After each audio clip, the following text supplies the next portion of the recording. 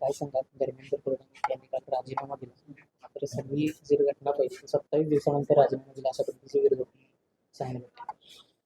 शिक्षण मंत्री प्रधान साहेबांचा राजीनामा म्हणजे प्रधानमंत्री मोदीजींच्या सरकार विद्यार्थ्यांच्या या सगळ्या आंदोलनामध्ये किती संवेदनशील आहे याचं एक उत्तम उदाहरण आहे.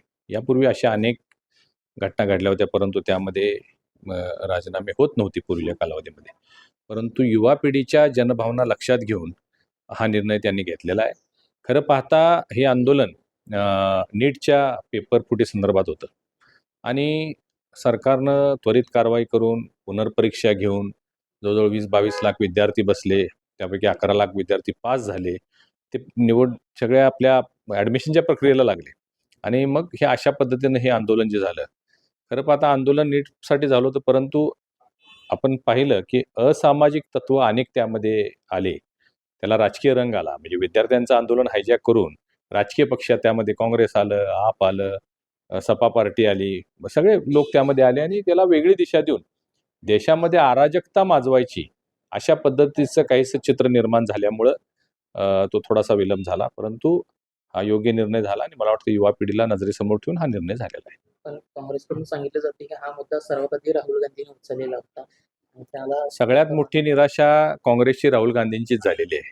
कारण त्यांना हे आंदोलन तेवढं ठेवायचं होतं, हे चिघळायला पाहिजे होतं. देशमध्ये अराजक, देशभर वादविवाद, भांडणं आणि कुठंतरी विद्यार्थ्यांना समोर करून म्हणजे पोलिसांचा त्यामध्ये हस्तक्षेप करायला लावून वेगवेगळ्या ठिकाणी अराजकता माजवायची हा त्यांचा मानस उधळून गेलेला आहे. त्यामुळे आता ते बोलतात, काल तुमची त्यांची जर मुलाखत बघितली, प्रधान साहेबांच्या राजीनाम्यानंतर सगळ्यात चेहरा कोणाचा पडला होता, तर तो राहुल गांधीजी, अखिलेश यादवजी आणि केजरीवालजी यांचे तिघांचे चेहरे पडलेले होते. कारण त्यांना हे तेवढं ठेवायचं होतं.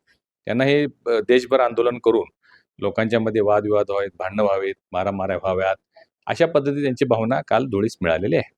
आणि आंदोलन काल संपलं. आज मुंबईमध्ये मोठा मोर्चा जो आहे तो काढण्यात येतोय. ठाकरे बंधू याच्यामध्ये एकत्र आहेत. हे पाहता विरोधी पक्षाला फारसं काही काम राहिलेलं नाही आहे. त्यामुळं आंदोलन संपलं, काल घोषणा झाली, तरी सुद्धा मोर्चा काढायचा याला काय अर्थ आहे का? म्हणजे मागण्या मान्य झाल्या, सगळ्या मागण्या मान्य झाल्या, राजीनामा पाहिजे होता, राजीनामा झाला. हे सगळं झाल्यानंतर खरं म्हणजे त्यांनी हे आंदोलन, आजचा मोर्चा स्थगित करायला पाहिजे होता. परंतु आज आपल्या राजकीय पोळी भाजण्याच्या दृष्टिकोनातून त्यांनी हा मोर्चा ठेवला. फारसं त्याला काही महत्त्व देण्याची आवश्यकता नाही. याच मोर्चाला ते म्हणतायत की भाजप विरुद्ध भारत अशी लढाई आता सुरू झालेली आहे. यात भाजप किंवा याचा काही विषय येत नाही. हा विद्यार्थी जे तरुण आहेत, जेनजी आहेत, त्यांच्या भावना किंवा पेपर लीकमुळे झालेल्या आक्रोश याच्याशी हा निगडीत असणारा विषय आहे. यात पक्षाचा नाही. आता एनडीए म्हणून आम्ही सगळे एकसंघ होतो, आम्ही या सगळ्या विद्यार्थ्यांच्या सोबत होतो. मी स्वतः जंतर मंतरवर जाऊन आलेलो आहे आणि मी सांगितल्याप्रमाणे नीटचे विद्यार्थीच तिथं नव्हते किंवा इतर सुद्धा जे विद्यार्थी होते ते अगदी 5-10% होते. 90% लोक हे वेगवेगळ्या विचाराचे, वेगवेगळ्या पक्षाचे, तिथं वेगवेगळ्या पद्धतीचे सगळे उद्योग सुरू होते, वेगवेगळ्या घोषणा होत्या. हे आपल्या संस्कृतीमध्ये बसत नाही की वडिलांच्या वयाच्या माणसांना आईवरून शिव्या देणे, खालच्या पातळीवर टीका करणे, मुलीसुद्धा त्यामध्ये सहभागी होत्या, मुलं सहभागी होते. हे काही विद्यार्थी नव्हते. हे असेच सगळे वेगवेगळ्या विभागातले लोक, काही पक्षांचे कार्यकर्ते होते आणि यामध्ये भाजपनं किंवा आमच्या सरकारनं योग्य भूमिका घेतलेली असं माझं मत आहे. पण हे देशातलं असं पहिलं जेनजीचं आंदोलन झालं, जे एक वेगळ्या पद्धतीने संपूर्ण देशभरात पाहिलं गेलं असं म्हटलं जातं. मी सांगितलं आपल्याला विद्यार्थ्यांच्या भावना यासाठी गंभीर होत्या. यापूर्वी सुद्धा अनेक वेळा असं झालंय.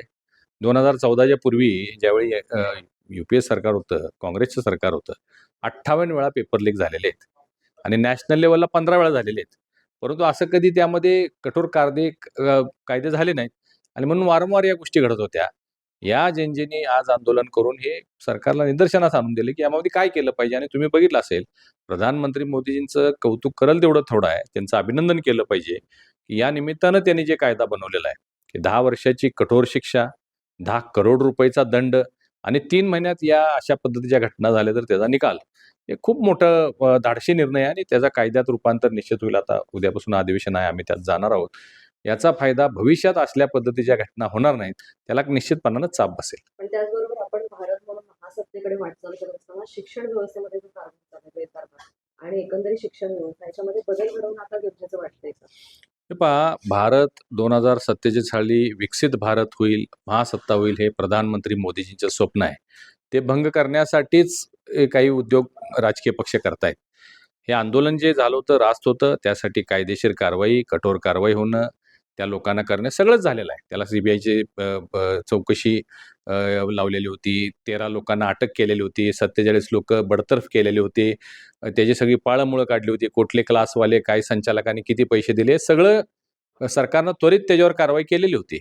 त्यामुळं हे सगळं होत असताना काही राजकीय पक्षांनी हे होऊ नये. भारताची जी प्रगती, आता तुम्ही एवढ्या सगळ्या जगभरामध्ये युद्ध सुरू आहेत, तरीसुद्धा भारताची जी GDP ग्रोथ आहे ती 7.8 आहे. हे कौतुकास्पद आहे. इतर देशांमध्ये अशी परिस्थिती नाही. 2%, 1%, 3% म्हणजे प्रगत राष्ट्रांचं मी सांगतो. परंतु भारताची प्रगती चांगली चालली आहे. त्याला खीळ बसवण्याचं काम विरोधी पक्ष, देशविरोधी ताकदी करतायत.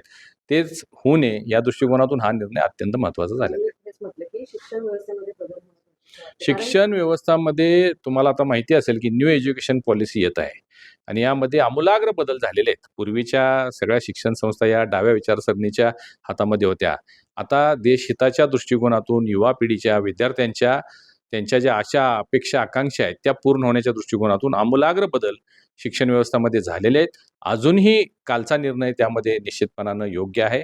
भविष्यात सुद्धा अशा पद्धतीचे आणखीन निर्णय जिथं घ्यायला लागतील तिथं आमचं सरकार घेईल. राज्यातील अनेक मराठी शाळा ज्या बंद पडल्यात आणि त्यानंतर एक शिक्षकी शाळा देखील आपल्याला जिल्ह्यामध्ये असतील आणि राज्यामध्ये पाहायला मिळतात. यावरती काय होईल आणि काय बदल होणार आवश्यक आहे? यामध्ये आमच्या सरकारचं धोरण आहे की कोणीही शिक्षणापासून वंचित राहता कामा नये. त्यामुळं पटसंख्या कमी असल्यामुळं शिक्षक कमी होणे हे सुद्धा चालू होतात. बऱ्याच ठिकाणी आपण पाहिले 1 विद्यार्थी 1 शिक्षक आहेत. परंतु ते सुद्धा चालू आहे. आता त्याला वेगवेगळे विषय आहेत, वेगवेगळ्या मागण्या आहेत. परंतु विद्यार्थी शिक्षणापासून वंचित राहता कामा नयेत, यासाठी शिक्षणाची व्यवस्था करण्याच्या दृष्टिकोनातून सरकार सर्वतोपरी सहकार्य करत आहे. केंद्रात मंत्रिमंडळ विस्तार होणार असं सांगितलं जाते. राज्यात सुद्धा मंत्रिमंडळाबाबत फेरबदल करण्याची शक्यता जी आहे ती सांगितली. मुख्यमंत्री बदलाबाबत सुद्धा काही सुरू आहे का काय चर्चा? असली कुठलीही चर्चा सुरू नाही आहे. या सगळ्या पोर्टल मीडियाच्या बातम्या आहेत. कुठल्याही मेनस्ट्रीम बातम्यांमध्ये सुद्धा असं तुम्हाला पाहायला मिळणार नाही. मध्यंतरी बऱ्याच बातम्या चालल्या होत्या केंद्रामध्ये विस्तार होणार. परंतु असं कुठलीही घटना, आता मी दिल्लीमध्ये आहे, अशी कुठलीही चर्चा सध्या तिथं सुरू नाही आहे.